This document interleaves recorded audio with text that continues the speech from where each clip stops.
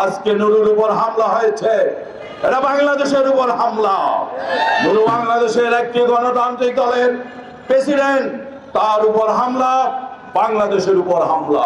যারা এই হামলা করেছে এটা দেশপ্রেমিক হতে পারে না, এটা দেশের শত্রু। জাতীয় পার্টিকে নিষিদ্ধ করতে হবে, তাদের সদস্যকে কোন প্রকারেই নির্বাচনে অংশগ্রহণ করতে দেওয়া যাবে না, স্থায়ীভাবে অযোগ্য ঘোষণা করতে হবে।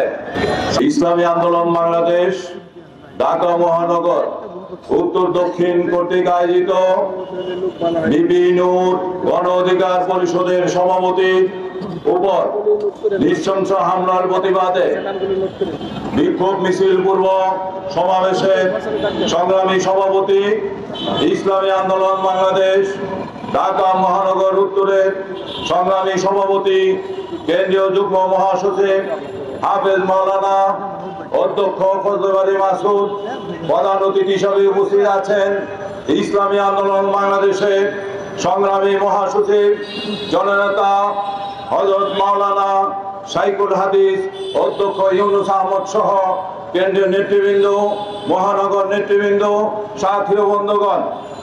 আমরা গতকাল একটি আজীব আশ্চর্যজনক ঘটনা দেখলাম। যেই সরকার নুরু এবং আমাদের উপর নির্ভর করে একটি সরকার প্রতিষ্ঠিত হয়েছে 24 আগস্ট মাসে, সেই সরকারের পুলিশ পেটুয়া বাহিনী আর দায়িত্বহীন কিছু সেনা সদস্য নূরের উপর নৃশংসভাবে হামলা করেছে। এই হামলা কোথায় কোথায় আঘাত করেছে, লাঠি কোথায় আঘাত করেছে, এতে বোঝা যায় এই হামলা আকস্মিক নয়। হামলা করা হয়েছে মাথায়, যেখানে তার মস্তিষ্কের রক্তক্ষরণ হচ্ছে, হাসপাতালে সে কাতরাচ্ছে, আইসিইউতে ভর্তি হয়েছে এবং একটি মেডিকেল টিম গঠন করতে হয়েছে। এতেই বোঝা যায় তার উপর হামলা আকস্মিক নয়। হামলা কি জন্য হয়েছে?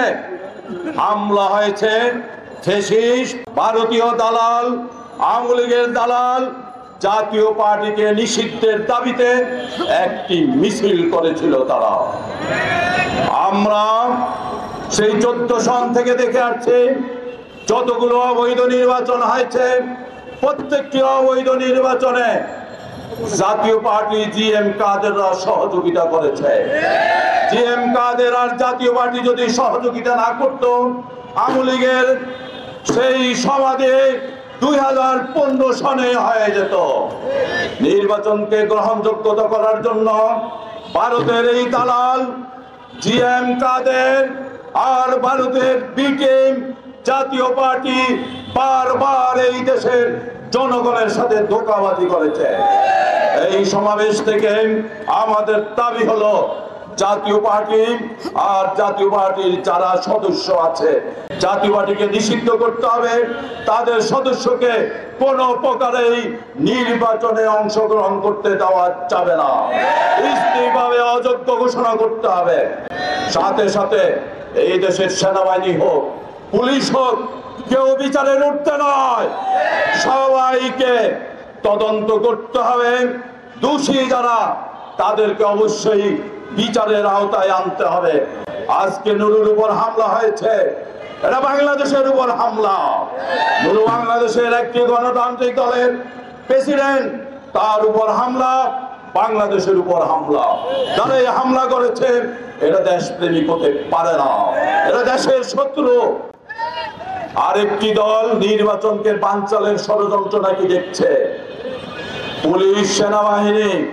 আমরা বলতে চাই, যারা চাঁদাবাজ করছে তাদের উপর কিছু করেন না, হামলা করেন যারা চাঁদাবাজ বন্ধ করতে চায় তাদের উপর।